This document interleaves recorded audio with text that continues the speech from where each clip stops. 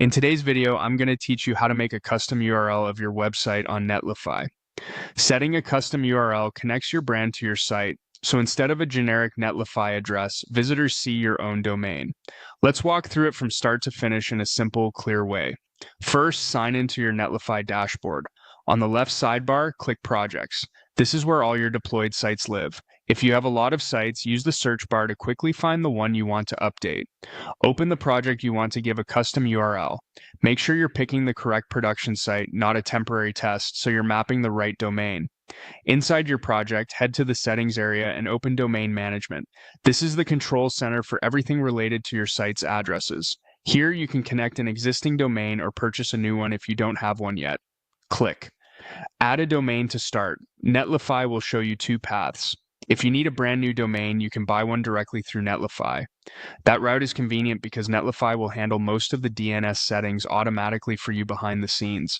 If you already own a domain from a registrar, choose Add a domain you already own. This option lets you link your existing domain to your Netlify site.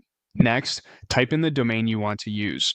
Enter it in plain form like example.com or choose a subdomain such as blog.example.com if that's your preference. Avoid adding HTTP or HTTPS and double check your spelling. A simple typo here can cause delays. If you're choosing between the root domain and a subdomain, consider where you want traffic to land by default. Many sites use the root and then redirect W to it, but either approach works. When you're ready, click Verify.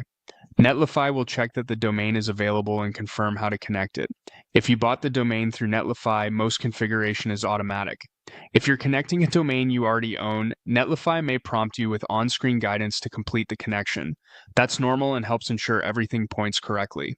After verification, it can take some time for changes to propagate across the internet, so don't worry if the new URL doesn't work immediately.